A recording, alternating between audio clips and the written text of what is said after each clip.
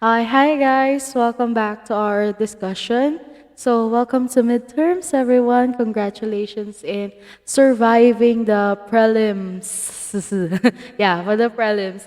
So, today we're going to go to our next topic, which is uh, the introduction to computer programming. So from this day forward, we'll be talking about programming. So I gave you a module. Actually, there's two. I can see my hand. There. There's two. So we're going to please read those, guys, and then this will be a summary or a supplementary of your discussions for the two. I can see my hands. Ayan. For the two modules. So, and then we're going to proceed also to the next topic, which is the problem. What's that again? Yeah, it was a problem solving Kemero. Ayan. So, bali, we're going to discuss that later. So, for today, yeah. So, welcome to computer programming, and I'm about to ruin your lives. The joke lang. I'm about to, let's make this subject more interesting lang naman. Okay, so, next slide. So today of course you already oh my god. Okay, so today we already discussed naman what are the different computer components of a computer, and then so that is what we have discussed last prelim. So today we're going to know more about programming languages and what are their categories, understanding the program development life cycle and apply it to the problem solving. So yeah, yun yung sinasabi ko. So program development life cycle. Nababother ako sa echo ko. Ayan. And then, so we're going to, also have already discussed the number systems and their conversions. So what is a programming language? So, like any other language, it is a communication technique. So with the English language, we're going to talk with different people like Tagalog and other stuff. So with programming language, this is your technique to express instruction to a computer. So it is a way on how to communicate between the people, between the person and the computer. So yeah, like the human language, so like the human languages, each language has its own syntax and grammar as well. So programming languages enable a programmer to precisely specify what data a computer will act upon, how this data will be stored and transmitted, and precisely what actions to take under various circumstances.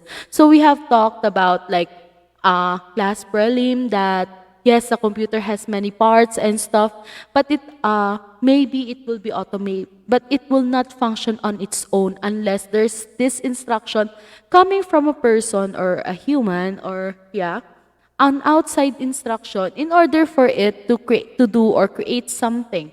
So hindi siya yung nag-iisip para sa sarili niya na like gagawin ko to, ganyan, na walang inuutos sa kanya beforehand or maybe. So even those AI, like AI na sinasabi nila na, yeah, may sarili siyang utak, kemero. Pero no, kasi actually there's still instructions given by people or given by the programmer in order for it to create something or to think like a human. Maybe they are actually send some instructions for it to think like a human. So the tool for that is the programming language, basically. So there are categories of programming language. So we have high level and then we also have low level or machine language. So first thing is we're going to discuss the high level programming languages. So yeah. So high-level programming language is a programming language that is more user-friendly. So this is leaning more to the human language. So mas malapit siya sa salita ng tao compared to the machine language we'll be discussing later. So this also can be so sinasabi niya na like ma'am bakit mas malapit siya sa sa tao? Yung aso ko, bongga. Okay, so ba't mas malapit siya sa tao? Like, paano pa rin maintindihan ng computer? So, dun papasok si compiler. And then, so si compiler, i-compile niya yung language or yung instructions para maintindihan, parang i-translate niya into machine language. And then, after compiling, meron tayong tinatawag na interpreter which will interpret all those things going to the computer's brain. So, for example, we have Java, C, C++, Basic, and Fortran, and other high-level programming languages. Actually, most of the programming languages now, they're all high-level because of, syempre, convenience din ng tao. And then at the same time, since, syempre, innovation and keme, mas madali na nagawa ng compilers and stuff. Okay, so next is we have the low-level assembly language, or also known as the machine language. So these are similar to the, they're easier for the computer na because they are consist of ones and zeros. So they're like binaries all the way. So it is being translated for us as well by an assembler program. And so when we're talking, before we start digging into programming, the first thing that we need to know is the program development life cycle. So, paano ba yung pagsosolve ng isang problem or isang program? So, do we just jump in and code stuff? Or we do, mag-isip muna. Ayan. So, there are 4 stages of your program development life cycle. Think of a program like a problem in math. So when we are having like a basic problem in math or like algebra and stuff, so diba we have what we call the GRESA. So the GRESA is like given, requirements, equation, solution, and answer. So, same thing in programming. We have the problem definition, we have the problem analysis, algorithm design and representation. This may be pseudocode or flowchart. And then, of course, we have the final stage, which is coding and debugging. So, first thing is we need to define or identify the problem, and then we analyze it. Ano ba yung kailangan? So, like, for example, for the problem definition, I have the slide. Ayan. So, problem definition. So, a programmer is usually given a task in the form of a problem. Before a program can be designed to solve a particular problem, the problem must be well and clearly defined first in terms of its input and output requirements. So, what I usually say to my students, to you guys, before you start solving for a problem, you need to find 3 things. What is the input? What is the process, and then what is the output? If you already, so if you already identified these 3 things, you're actually like 70% close to solving the problems. So, pasensya ko sa aso ko, like, okay, so, next, so, a clearly defined problem is already half a solution. So, computer programming requires us to define the problem first before we even try to create a solution. Okay. So, next slide. After the problem has been adequately defined, ayon, so you need to look for the solution, so which is like the process, like the deeper thingy there. So, ano yon? Ayan. So, ayun siya. Who you? Ma'am, ba't siya? Sino ka?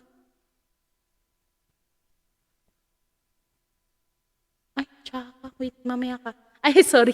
Okay, so usually these steps involves breaking up the problem into smaller sub-problems. So like, So next is we have the algorithm design and representation. So in programming, there's this specific word that we are always that we need to remember, so which is the algorithm. So this is algorithm is the scientific step-by-step an clear and unambiguous specification of the steps needed to solve a problem. So this may be human language, pseudocode, or flowchart. So today, we're going to discuss how to create pseudocodes and flowcharts.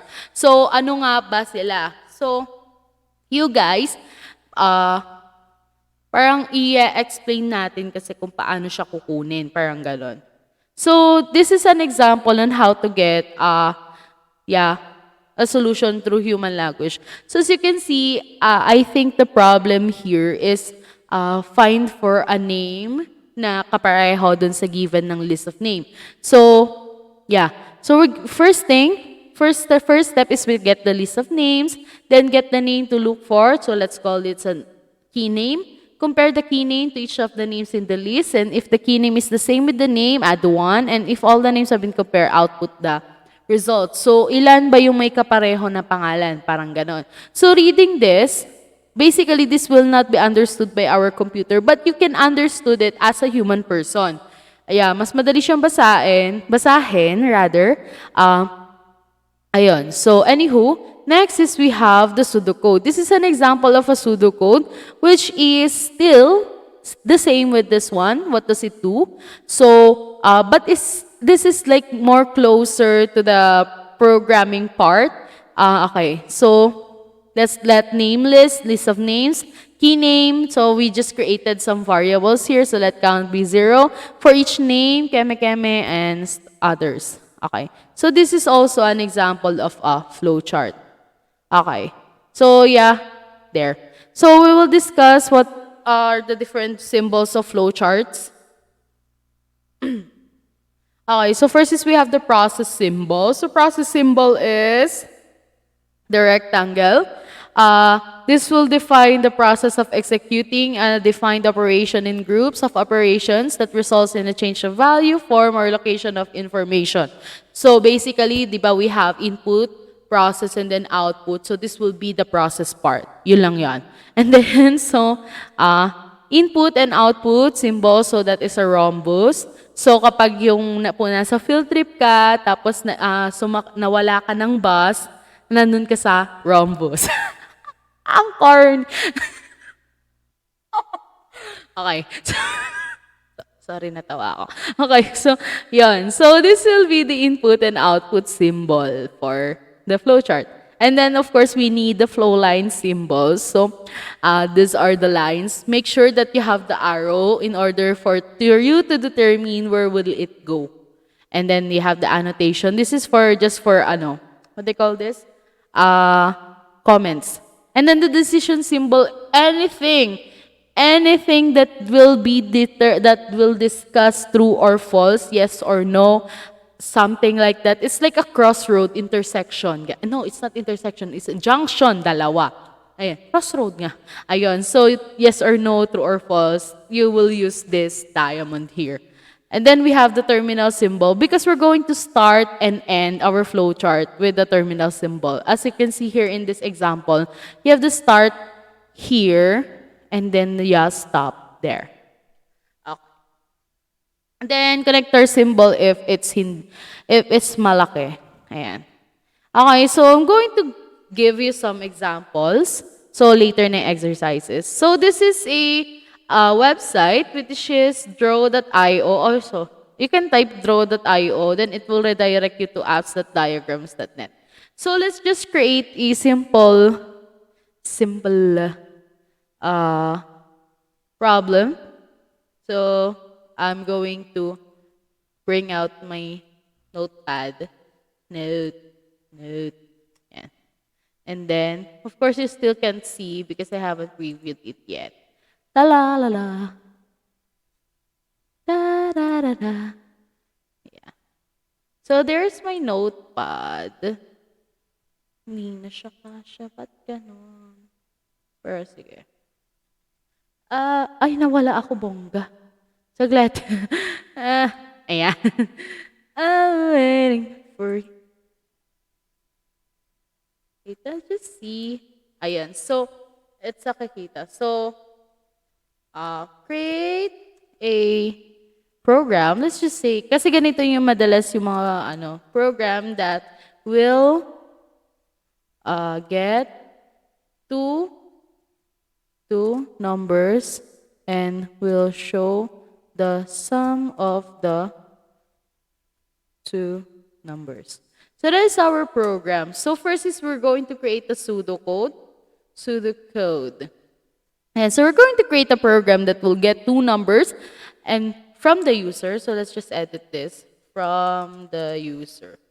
And we'll show the sum of the two numbers. Okay, so before we create the pseudocode, please let's just create first let's just determine first our input, our process, and then our output. Yeah. Hoy, output. Output. Ayan. So, what is our input in this problem is we have the two numbers. And then the process is like sum is equal to, so let's name the two numbers, let's say x and y. There. Then, in order to get the sum, so the output is the sum. And then in order to get the sum is we have the x plus y. Yes, ladies and gentlemen, this is another math subject. Okay, so for the pseudocode, of course, we're going to start, and then we're going to assign the variable. So let the two, ano ba? No, numbers be x and y. And then next is get sum. Then sum is equal to x plus y. And then print sum as the output. And then we have stop. Okay, so as you can see, you have the start here and then you have the stop there. So this is the pseudocode of this problem. And then next is we're going to create the flow chart. Where's the flow chart? Yeah. So this is the creator of the flow chart. So we start it with an ellipse because that is the start. So we put it figure like there, and then we add the text. Then we have start. Then next is we have the input, which is the it's a parallelogram. Oh my God, ang corny ko kanina. And then, so, enter. Ano yung sinabi natin sa pseudocode? So, let's just say enter two numbers, x and y. It's y. It's not x and y, but that's a good movie though. Ayan. And then, of course, we add our kakalakang flow, there. Put there. Where are you there? Remove. Okay, so next is we're going to create the process, which is a rectangle. So the process is, so the sum is equal to x plus y. So yun yung process natin. And then, create another. There. Iyon. Tagkawin ka nga eh. Ayan. Then next is we're going to put the output. Diba? Ayan. So the output is print or show. You can just use any verb that is appropriate. Show sum. So, and then finally, we're going to end the flowchart. Before you go, stop there. Ta-da! We're done with our first flowchart. So how to save this? You just save it there as a PNG, and then chems, the joke. Flowchart 1. Then save it to the device, download. Yan, just save. Oh my God, nag-file name pa ako. Okay, so it's saved. I don't know if nakita yung pag-save, pero yeah. Then next, okay, so that's clear. So maybe let's just bring it up a notch. So, yeah, video naman to, screenshot nyo na lang. Okay, so delete. So we're going to create a program that will, ano ba yung mga yes or no?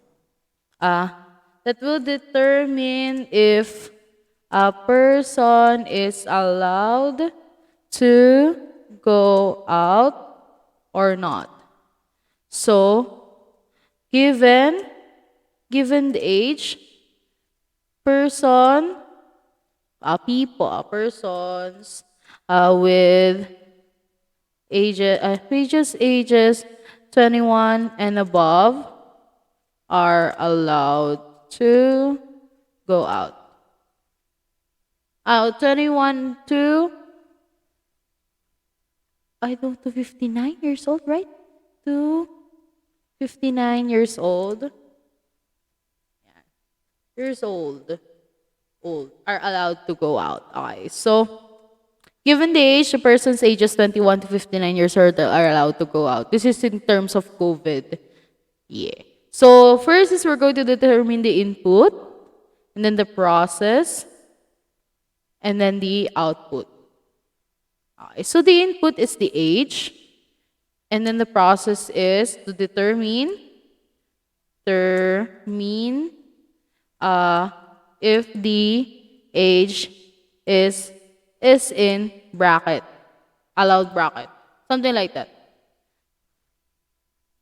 bracket. Then the output is quarantine pass.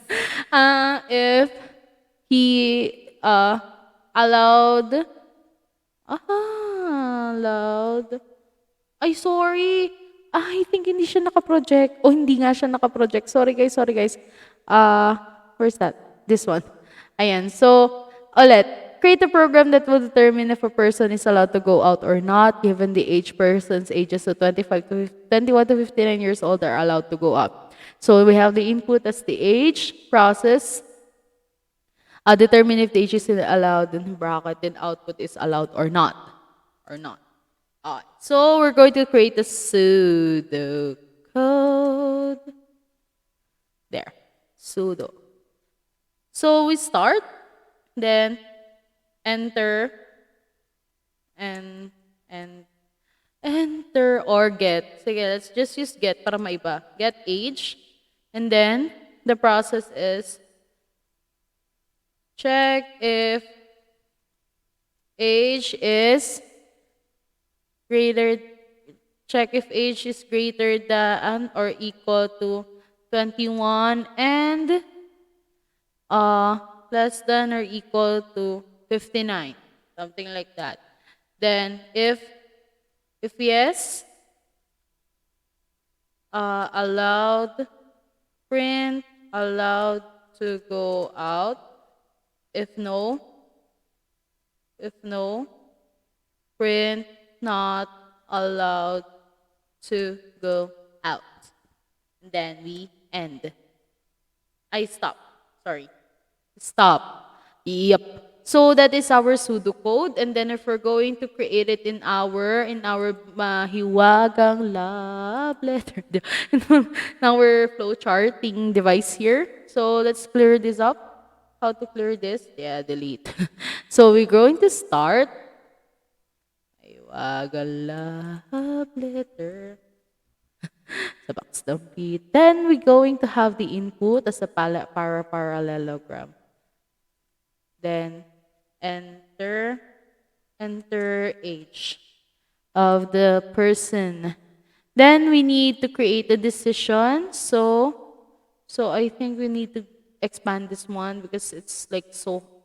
So if age is greater than or equal to 21 and less than or equal to 59.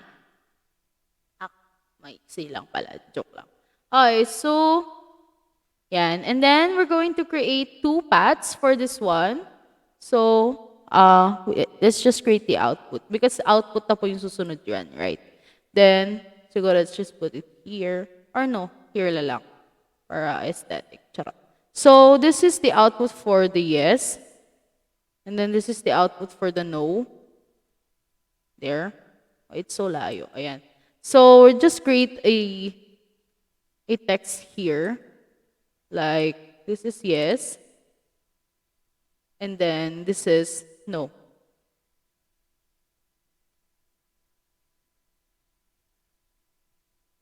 No. Ayan. So, basically, if you entered, sorry, let's just put the arrows here. Oh my God, it overlapped. Diba, akala ba't dumidiretso dun?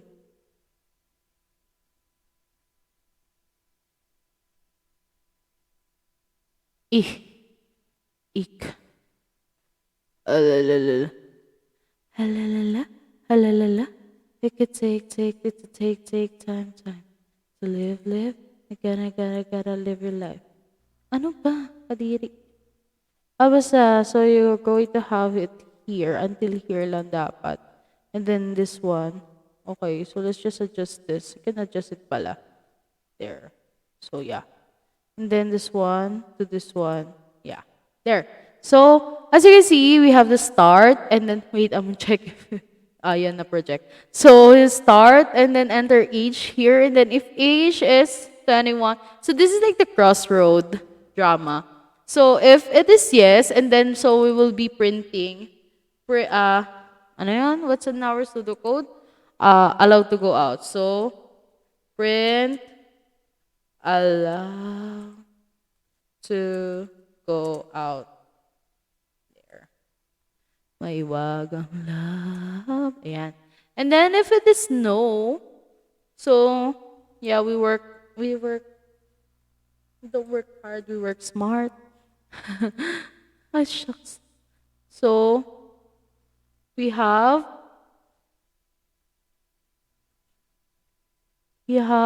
not allowed to go out. Okay. And then, of course, we're going to end this with a bang. So we're going to end this. So put here. Let's just put it here. And then stop. Stop. Yeah. Then we're going to create the arrows for this one. So, okay, come on.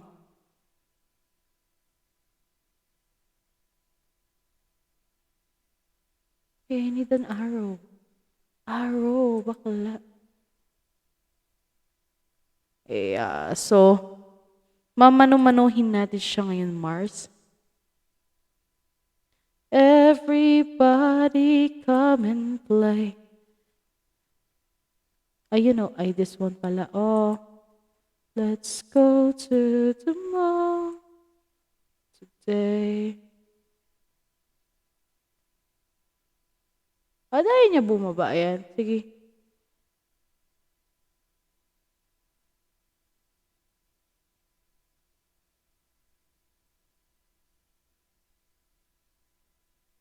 Oh, yeah. Ayaw niya. Pero, we're going to make mano-mano this one.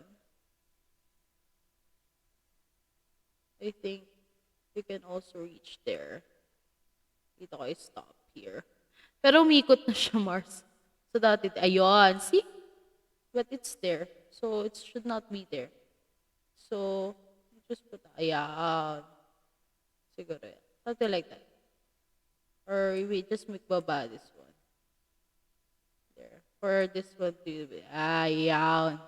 Then, for this one, also, we're going to create an arrow.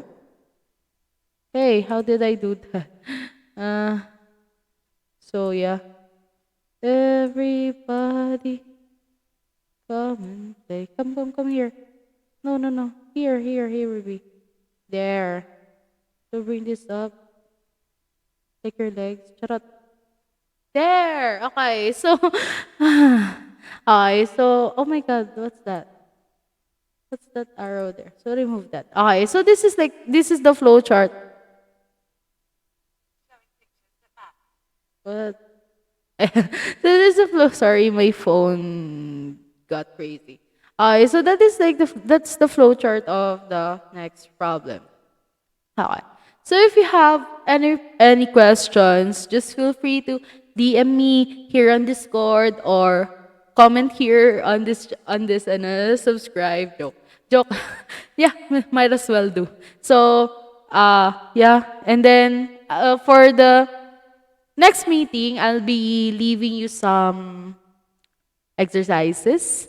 Yay! So these are the exercises. So I want you to create a flow chart, and of course include the pseudocode as well of these three things: baking bread, logging into your LMS account, and getting the average of 3 numbers. Ayan. So I'll see you guys next time. Bye bye.